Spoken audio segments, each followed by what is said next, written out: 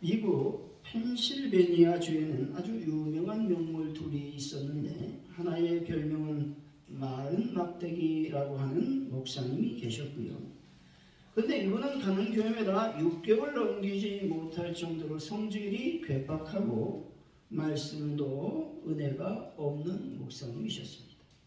또 하나의 명물은 그 도시에 유명한 교회 하나가 있었다는 것이죠. 그런데 교인들이 너무 싸우는 거예요. 여러분, 싸우면 은혜가 있어요, 없어요? 은혜가 없는 것입니다. 그러므로 오는 목사님마다 이제 6개월을 못 버티고 교회를 떠나시는 것이죠. 그래서 이 교회의 별명도 역시 마른 막대기 교회였다라는 겁니다.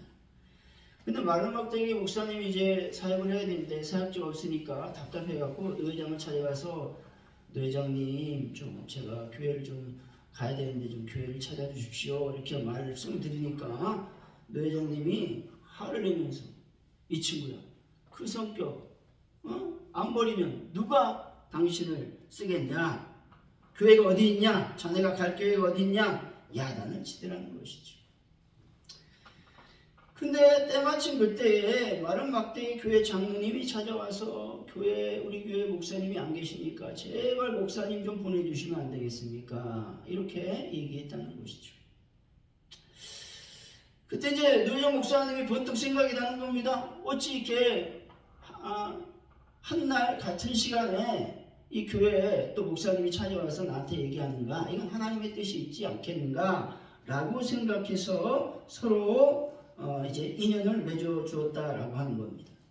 그러면서 먼저 교회에게 말합니다. 이번에 가는 목사님이 마지막이니까 잘 모시지 못하면 그 교회를 폐지하겠습니다, 라고 다짐을 받았습니다.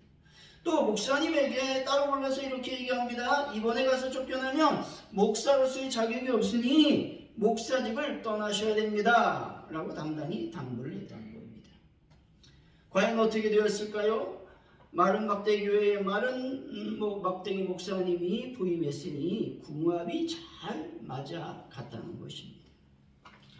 그 목사님은 첫 설교를 하고 나서 사람을 만나면 이제 신경질하고 화가 나니까 도망가는, 어디로 도망가냐면 산으로 가는, 산에 있는 기도원에 가가지고 하나님께 기도하고 성경 읽고 설교 준비하는. 그리고 언제 내려와요? 토요일날 교회로 내려오는 거예요. 그 주일 예배 끝나자마자 인사하자마자 점심 먹고 다시 산으로 올라가서 주님, 성령의 능력을 부어주옵소서 간구하는 겁니다. 또 이 교회도 이제 다짐한 것이 있으니까 목사님을 어쨌든 잘 모시려고 조심조심 모셨다는 겁니다. 3개월에 노회장님이 교회가 어떻게 되나 시찰하려고 교회에 갔습니다. 교회 가까이 가니까 교회가 막 시끄러운 거예요. 가슴이 덜컥 내려앉는 겁니다. 아이고, 이 교회가 또 목사하고 또 교회랑 싸우는구나, 이거 큰일 났구나, 이런 생각을 갖고 가까이 가보니까 싸우는 소리가 아니라 하나님께 찬양하며 기도하는 성령의 용광로가 되어 있었다라는 것입니다. 너무나 뜻깊고 성령이 충만하여 기도 소리, 찬양 소리가 뒤범벅이 되어 시끌시끌했다는 것입니다. 그래서 노회장님이 장로님을 불러서 아우 장로님, 이거 어떻게 된 일입니까? 물으니까 이 장로님이 이렇게 얘기하는, 목사님 마른 막대기 교회에 마른 막대기 목사님이 오셔서 불이 붙었으니까 얼마나 잘 붙겠습니까? 얼마나 잘 타겠습니까? 이렇게 말했다는 것입니다. 지금은 그 교회 펜실베니아에서 주의 은혜가 가장 있는 교회가 되었고 또 가장 능력 있는 목사님이 되었다라고 하는 것입니다. 성령의 충만을 받지 못하면 신앙생활을 어떻게 할까요? 자기 마음대로 하는 것입니다. 여러분, 자기 기준에 따라 신앙생활을 한다는 말은 무슨 말입니까? 아직도 성령의 충만을 받지 못했다라고 하는 말씀인 것입니다. 자기 감정에 따라, 자기 성격에 따라, 자기 기분에 따라 신앙생활을 한다는 것도 자기 만족 신앙생활이지 하나님께 영광을 누리는 신앙생활은 아니다 라고 하는 것입니다. 우리 신앙생활의 기준이 어디에 있어야 됩니까? 무엇이어야 됩니까? 하나님의 말씀이어야 되고 하나님의 성령의 인도하심이어야 하는 것입니다. 사랑하는 성도 여러분, 성령 충만으로 하나님께 영광을 돌리는 삶으로 교회를 평안하게 하시고 이웃을 치유하는 성숙한 신앙인이 다 되시기를 예수 이름으로 간절히 축원드립니다. 오늘 본문 19장은 바울의 제3차 전도 여행의 핵심으로서 그간 3년 동안 머물렀던 에베소 사역 관련 기사를 다루고 있습니다. 오늘 본문은 19장의 전반부로 에베소의 오순절 사건이라 말할 수 있는 것입니다. 다시 말해 바울을 통해 에베소의 성령 강림 사건에 대하여 보도하고 있다라는 것입니다. 바울은 제2차 전도 여행을 마치고 귀환할 당시 해가 잠시 에베소의 정박한 틈을 이용하여 그곳에 복음을 전한 바가 있습니다. 그러나 당시 바울이 에베소에 머문 시간은 매우 짧아서 온전하게 복음을 전파하지는 못했습니다. 그래서 많은 결실을 맺지는 못했다라는 것이죠. 하지만 그곳에는 바울의 동역자였던 브리스길라와 아굴라가 머물며 복음을 전했고, 또한 아굴라가 예수를 전함으로 바울이 갈라디아와 부르기아 지방을 거쳐 에베소에 당도하게 되었다는 겁니다. 그때 그곳에 제자라 불리는 사람이 있었습니다. 그러나 그 제자들은 요한의 세례만 알 뿐 성령 세례에 대해서는 모르고 있었다라고 하는 겁니다. 그래서 그것을 알려주고 안수하니 놀라운 성령의 역사가 일어났다 말씀하고 있는 것입니다. 오늘 말씀을 통해서 성숙한 신앙인이라는 제목으로 어떻게 하면 성숙한 신앙인이 될 수 있는지 하나님의 은혜를 나누도록 하겠습니다. 첫째로 책망과 지적을 무시하지 말고 수용할 줄 알아야 된다는 것입니다. 2절이죠. 한번 읽어봅니다. 시작.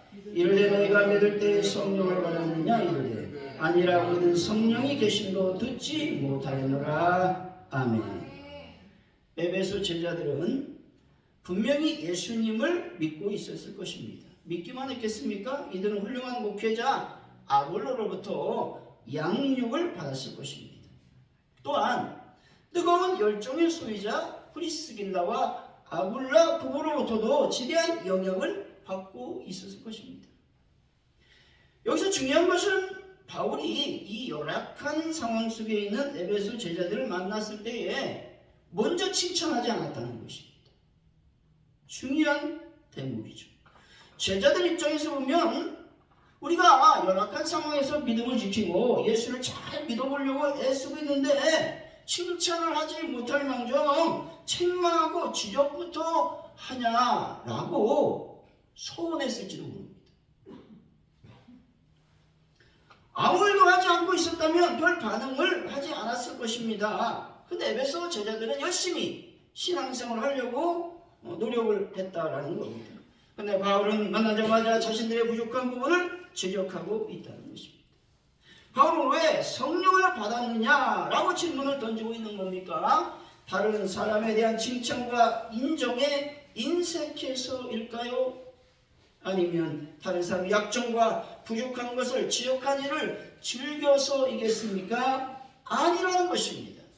바울은 에베소의 그리스도인들의 영적 성장을 염두에 두고 있기 때문에 그렇다는 것입니다. 옛날 이야기죠. 스탠보른 교회의 청년인 로드루즈 이 청년이 있었어요. 근데 너무 담배를 많이 피는 거예요. 그리고 술을 먹으면 막 교회 가서 막 사람들을 괴롭히는 거예요. 고성방같이. 스펄전의 할아버지는 이 때문에 몹시 염려스러웠습니다. 근데 어린 스펄전 할아버지에게 이렇게 말합니다. 할아버지 염려하지 마세요. 제가 그 술꾼을 죽여버리겠습니다. 어린 소녀가. 할아버지는 철없는 소리만 생각하고 그냥 잊어버렸습니다. 근데 며칠이 지난 후 그 청년이 이 스펄전 목사님에게 찾아왔습니다. 목사님, 제가 그간 염려를 끼쳐 죄송합니다. 며칠 전 제가 술집에 있었는데 목사님의 어린 손자가 찾아와서 대뜸하는 말이 나라면 목사님을 근심케 하지 않겠습니다. 내가 어려 당신 때문에 부끄럽습니다. 하지 않겠습니까? 처음에는 얼마나 화가 나든지. 근데 곰곰이 생각해 보니까 어린 손자의 말이 맞더라고요. 그래서 전 조용한 곳을 찾아가서 주님 앞에 무릎을 꿇고 용서를 빌었습니다. 그리고 주님께서 목사님께 가라고 해서 오늘은 목사님께 와서 용서를 빌려고 왔습니다 라고 얘기했다는 것입니다. 이 세상에 진정한 친구는 많지 않습니다. 허심탄회하게 속을 톡 터놓고 지내는 친구를 가진 사람은 어찌 보면 행복한 사람일지도 모릅니다. 그런 친구와 때때로 듣기 싫은 책망을 하고 공부를 해도 그것이 조금은 서운하지 않고 고맙게 생각이 되는 것이죠. 왜냐하면 참 친구는 충정으로 공부를 해주기 때문에 그렇다는 것입니다. 그리고 친구의 공부를 기쁘게 받음으로써 우리의 인생은 바르고 아름답게 변화가 되는 것입니다. 잠언서 10장 1절의 말씀입니다. 훈계받기를 좋아하는 사람은 지식을 좋아하지만 징계를 싫어하는 사람은 짐승과 같으니라 말씀합니다. 아무도 훈계받기를 좋아하는 사람이 없죠. 특별히 책망을 좋아하는 사람이 어디 있겠습니까? 그러나 훈계와 책망이 주어질 때 어떻게 반응하냐라고 하는 것은 전적으로 우리의 선택의 몫이라고 하는 겁니다. 그리고 그 선택에 따라서 우리의 인격적 성숙이 영향을 받는다는 것은 분명한 사실이라는 겁니다. 훈계와 책망에 대해 비인격적 반응을 보이는 것은 바로 우리가 인격을 포기한 짐승의 표지라 이렇게 성경은 말씀하고 있는 것입니다. 성경은 적극적으로 훈계, 책망의 가치에 대해서 변호하고 있다는 것입니다. 예를 들어서 히브리 기자는 이렇게 말하죠. 훈계와 책망을 자녀를 향한 부모의 애정으로 설명하고 있다는 것이죠. 자녀에게 훈계나 책망이 없다면 자녀에 대한 사랑을 포기한 부모의 모습으로 유추할 수밖에 없다는 것입니다. 성경은 동일한 이유로 우리의 아빠 되신 하나님께서 자녀된 우리의 인생의 마당에 징계를 허용하신다고 가르치고 있는 것입니다. 과연 이 징계를 우리가 깨닫느냐 하는 것입니다. 성경은 어떻게 지식의 사람이 될 수 있다고 말씀하고 있습니까? 그것은 바로 훈계와 책망이 아파도 그 교훈에 귀를 기울이는 사람이라고 말하고 있는 것입니다. 이런 사람은 진정한 용기 있는 사람이다 말씀하고 있는 것입니다. 잠언서 8장 33절이죠. 훈계를 들어서 지혜를 얻으라 그것을 버리지 말라 말씀합니다. 지혜를 얻는 방법은 훈계를 잘 들으면 된다는 것입니다. 어리석은 자는 훈계를 듣지 않는 사람이라고 성경은 말씀하고 있다라는 겁니다. 잠언서 19장 20절이죠. 너는 권고를 들으라 훈계를 받으라 그리하면 내가 필경 지혜롭게 되리라 말씀하고 있습니다. 권고를 듣는 것이 지혜롭게 되는 길이라고 말씀합니다. 훈계를 받아들이는 것이 지혜롭게 되는 척경이란 사실을 여러분들은 믿으시기를 바랍니다. 사랑하는 성도 여러분, 훈계와 권고를 잘 받아서 성숙한 그리스도인들이 다 되시기를 예수 이름으로 간절히 축원드립니다. 여러분, 성숙한 신앙인이 되려면 어떻게 해야 되느냐? 둘째로 말씀에 순종할 때 성숙한 신앙인이 된다는 것입니다. 5절이죠. 한번 읽어봅니다. 시작. 그들이 듣고 주 예수의 이름으로 세례를 받으니 아멘. 바울이 말하는 하나님의 말씀을 그들이 들었다는 겁니다.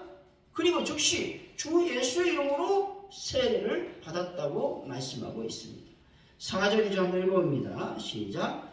바울이 이르되 요한이 회개의 세례를 베푸며 백성이 말하되 내 뒤로 오시는 이를 믿으라 하였으니 이는 곧 예수라 하거늘. 아멘. 사도 바울의 말씀을 듣자 옳다고 느끼고 그 자리에서 그리스도 이름으로 제자들은 세례를 받았습니다. 사도 바울의 말씀은 무엇이었습니까? 세례 요한과 예수님의 차이점에 대해서 설명하고 있는 겁니다. 여러분, 우리는 지금 많이 배웠고 성경이 기록된 이후에 예수를 믿었기 때문에 세례 요한과 예수님의 사이에는 뛰어넘을 수 없는 절대적 간극이 있다는 사실을 극히 알고 있다는 겁니다. 세례 요한은 하나님의 선지자였죠. 그런데 예수님은 어떤 분이었습니까? 하나님의 아들이시면서 하나님이셨다는 겁니다. 당시의 소문은 누가 더 확정적으로 일어났느냐? 세례 요한이었다는 겁니다. 세례 요한의 인물을 생각해보면 세례 요한은 대단한 인물이었습니다. 그는 유대인 사회에 말라기 선지자 이후 무려 400년 만에 나타난 선지자였습니다. 그런데 그의 표상이 엘리야와 닮아 있었다고 성경은 말씀하고 있는 것이죠. 마태복음 11장 14절입니다. 만일 너희가 즐겨받을진대 오리란 엘리야가 곧 이 사람이니라 말씀합니다. 예수님께서 엘리야와 같은 사람으로 인정한 인물이 바로 세례 요한이었다라는 것입니다. 또한 성경은 세례 요한을 엘리야의 심령과 또한 능력으로 왔다라고 증언하고 있습니다. 그렇다면 엘리야는 어떤 인물이었습니까? 바울 숭배로 이스라엘 백성들이 죄를 지을 때 하나님으로부터 돌아서야 된다 이렇게 말하면서 등장하지 않습니까? 그래서 여호와 제일 신앙으로 살아야 된다, 여호와 제일 주의로 살아야 된다 이렇게 부르짖던 인물이 누구예요? 엘리야라고 하는 것이죠. 그가 얼마나 위대했냐면 엘리야는 여러분 죽음을 맛보지 않고 하늘로 올라갔다는 것이죠. 죽음을 맛보지 않고 하늘로 올라간 그 축복을 여러분들로 경험하시기를 예수님은 간절히 축원드립니다. 세례 요한은 어떻습니까? 세례 요한을 향해서 예수님은 여자가 낳은 자 중에 이보다 더 큰 인물이 없다라고 말씀하셨다는 것입니다. 이런 위대한 인물을 들어하고 예수를 믿으라고 말하는 겁니다. 이때 에베소 제자들이 사도 바울의 증거를 듣고서 머뭇거렸다면, 혹은 이를 처음 듣는 이야기니까 우리 선생님인 원래 좀 물어보고 좀 믿으면 안 되겠습니까? 결정하면 안 되겠습니까? 라고 말하면서 세례받는 일을 뒤로 미뤘다면 어떻게 되었습니까? 과연 이처럼 하나님께서 신속한 응답과 은혜와 능력을 베풀어 주셨을까요? 그렇지 않을 확률이 매우 높다라는 것입니다.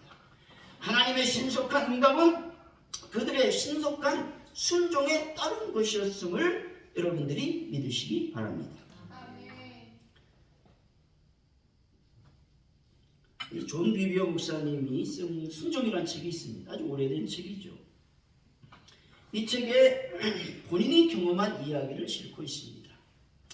목사님은 대형교회 고등부 담당 목사님으로 이제 청빙받아서 갔습니다.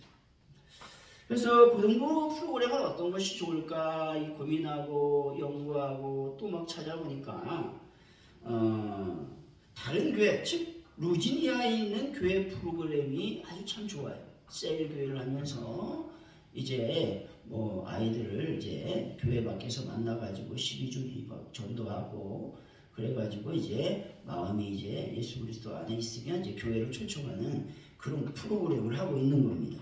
너무 좋아서 목사님 제가 루지니아에 있는 교회 가서 이것을 배우면 안 되겠습니까? 그래서 이 프로그램을 우리 교회에 적용하면 안 되겠습니까? 그랬더니 목사님 너무 좋아하는 거예요. 아 그래 너 참 잘한다. 그러니까 빨리 가서 배워와라. 이렇게 말하는 거 여러분 어떻게 얼마나 좋겠습니까? 이 존 목사님 얼마나 좋은지 모릅니다. 그래서 열심히 가서 프로그램을 배웠습니다. 그래서 존 목사님은 교회 와서 이제 목사님 허락도 받았겠다 기도하며 학생 70명을 뽑았습니다. 그래서 훈련을 시키고 그 중에 리더를 24명을 뽑았다는 것이죠. 그런데 프로그램을 시작하기 직전 교역자회에서 담임 목사님이 이렇게 말씀하는 겁니다. 우리 교회는 셀을 하지 말라는 성령님의 지시를 받았습니다. 이 종 목사님은 이제 우리는 상관없겠지. 하나님 목사님이 허락하셨으니까 내가 허락받고 시작했고 허락받고 지금 적용했는데 무슨 문제가 있겠는가 생각을 하고 혹시 몰라서 목사님 우리 고등부는 아니죠? 그랬더니 아닙니다. 온 교회가 이렇게 해야 됩니다. 이제 화가 나죠. 왜냐면 본인이 시켜놓고 본인이 하지 말라니까. 왜냐면 시작을 안 했으면 화가 안 납니다. 시작을 했으면요 담당 목회자로서의 그 권위뿐만 아니라 애들이 어떻게 동의할지 모르거든요.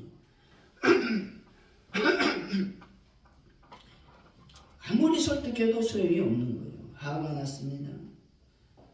그래서 화를 내면서 집에 들어와 아내에게 이 얘기를 설명합니다. 화가 나서 막 설명하죠. 이 아내가 이렇게 얘기합니다. 하나님께서 가르칠 일이 있으신가 보죠 라고 말합니다.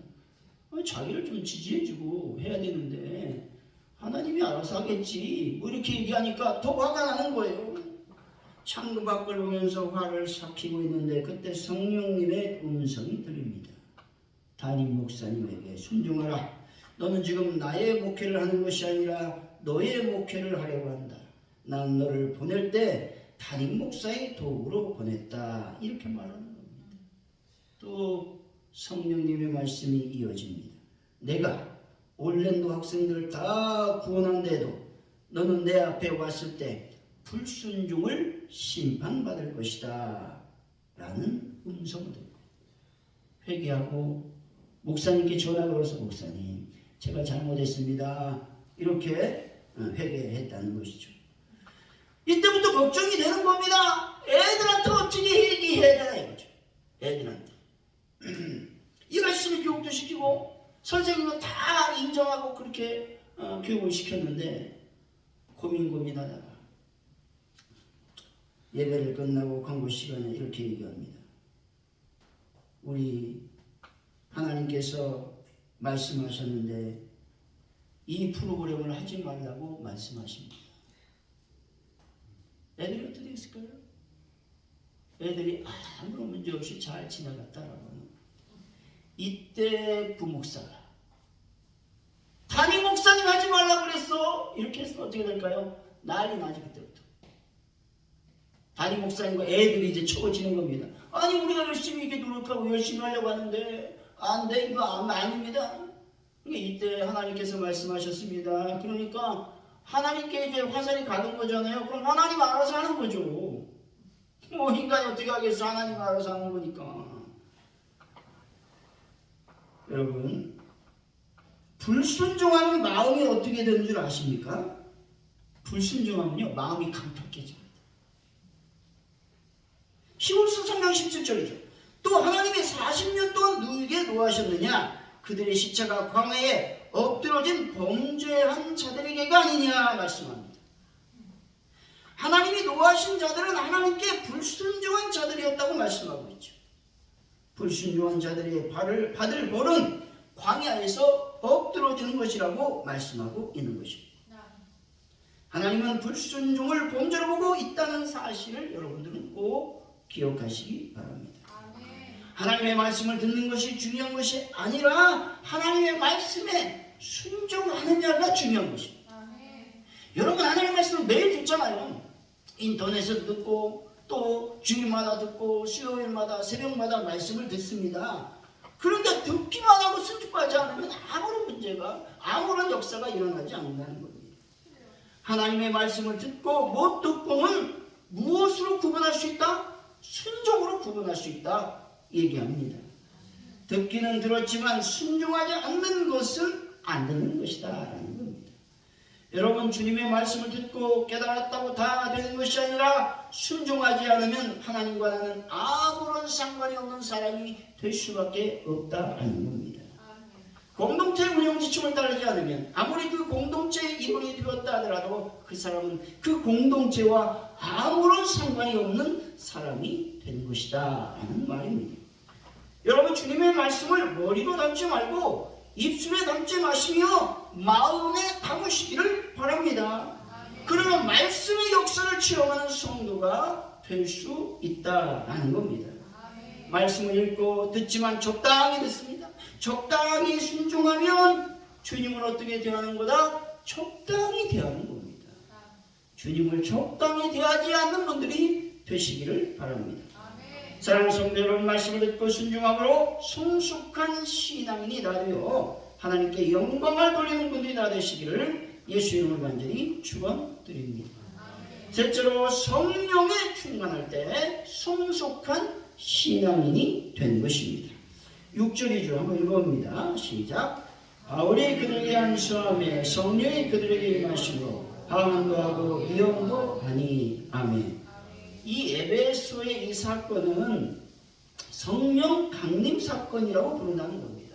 중요한 것은 예배소의 제자들이 예수를 믿자 그들에게 성령이 임함으로 말미암아 그들에게 방언도 하고 예언이 흘러나왔다라고 말씀합니다.